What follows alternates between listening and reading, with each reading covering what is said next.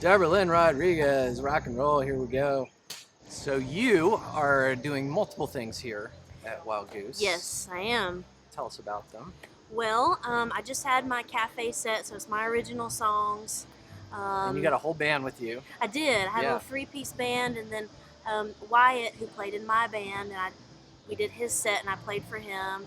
I'm playing with a band called 9 Beats Collective, playing with them tonight. I'm also playing on the house band. And then we did Waking the Goose this morning. I don't know if you're around for that, but yeah, several things. Awake, yeah. Yeah. Several things, all the music. And you play multiple instruments. I do. So run them down for us.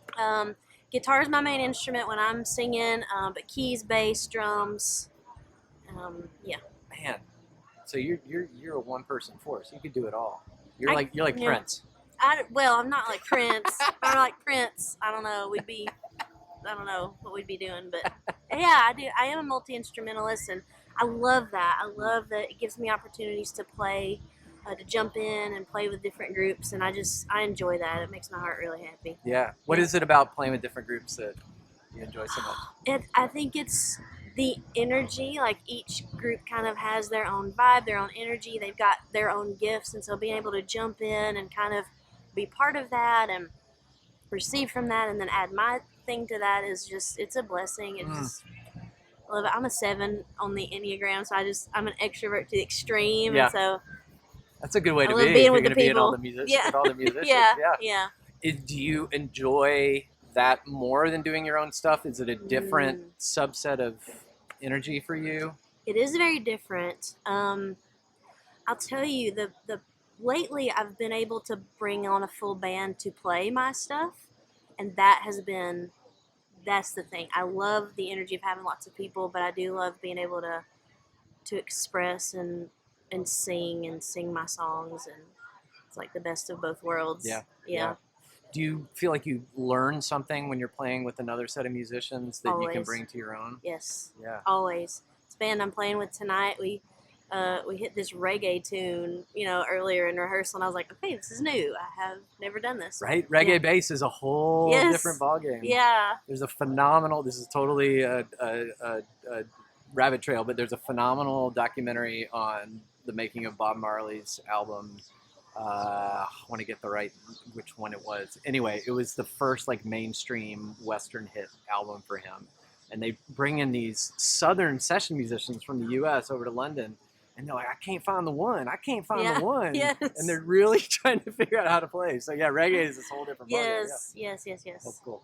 Mm-hmm. So my entry, and I think there's probably a lot of people that are this way into your music, was the song White Suit. Okay, yep. So I'm assuming, and maybe wrong, you correct me if I'm wrong, I'm assuming that is an autobiographical song. Yes. So for those who don't know the song, tell us about the song and what that means to you in terms of who you are and what you bring. I come from a small town, a very small place where growing up, I didn't see a lot of people who thought like me or loved like me, and I struggled to think that I could fit in or that I could make a life or have a family in this little small town. And so I left and went to the big city of Atlanta and what? Yeah, what? ATL.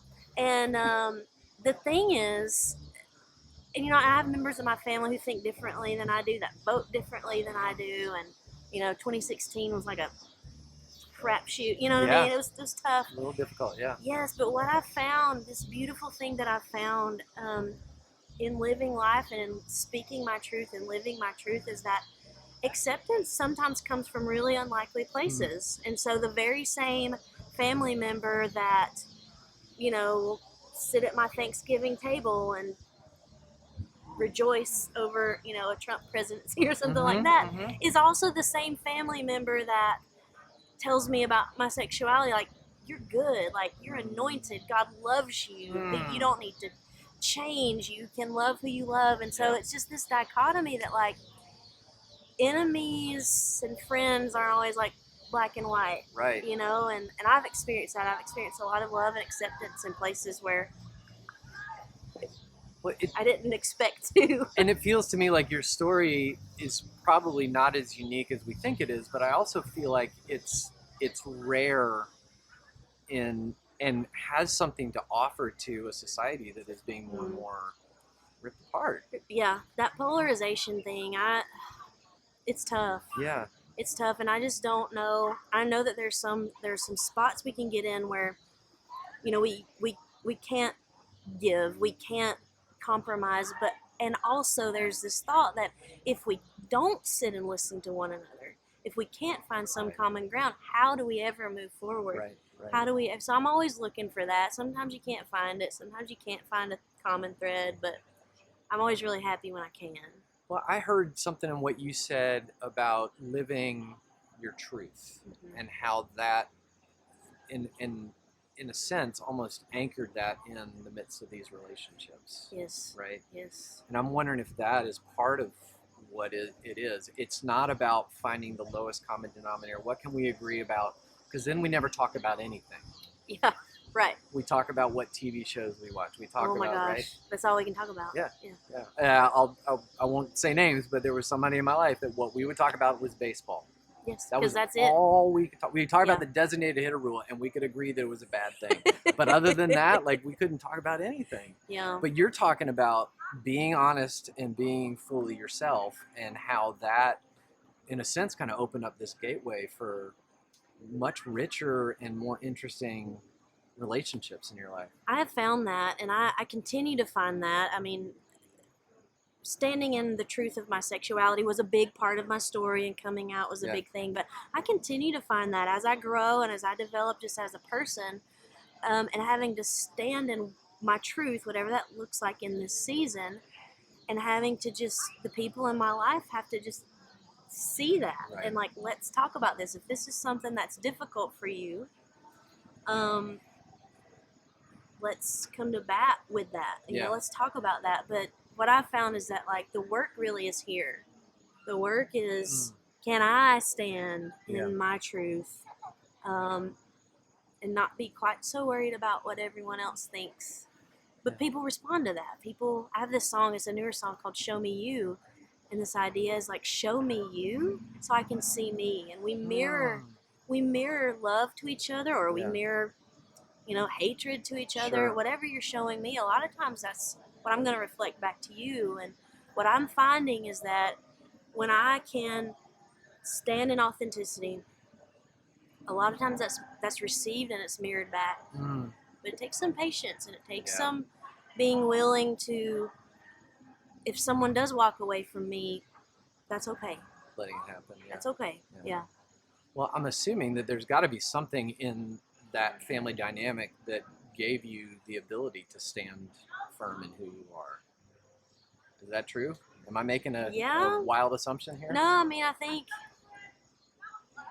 there is kind of this live and let live sort of air about, I'm from the mountains, and those people tend to be, us people tend to be kind of a live and let live people. But I was raised to stand in my truth, to be a leader and not a follower. I think the people who told me that didn't quite know what they were going to. Right? They didn't know what that was going to mean for them. We didn't mean that. I mean, not that. Like, when are you going to grow your hair out? Like, never. But yeah, I think in some ways I was raised to stand on my own feet and figure out who I am, and whatever that means is okay. Yeah. The song you just mentioned, remind me of the title. Show Me You. Show Me You. What I love about that is what I hear from a lot of artists is that in some ways, the more authentically we are ourselves, the more we connect with others. That like, I think about this in songwriting. The more personal a song is, the more it is likely to connect with somebody in a way that we might not expect. Yes. As opposed to writing a song that tries to connect with everyone. Right? That is so true, and that's a temptation for me as a songwriter. Or when I get up to talk about a song, sometimes I'm like, how can they relate to it? Right. And it's really sharing what it means to me. Usually that's going to be what somebody comes up after the show and they're like, I connected with this. The situation is completely different, but you showing me you is what made me discover this in me. And I only know this because I've experienced this with other people. Right. People have mirrored authenticity to me, and that's given me the courage and the gumption to go, well, if they can be them, maybe, just maybe, I could be me. Well, here's to Debra Lynn being Debra Lynn. Ah, and Martha being Martha. I Love love it. I love it. Thank you. Thank you. This is awesome. Woo!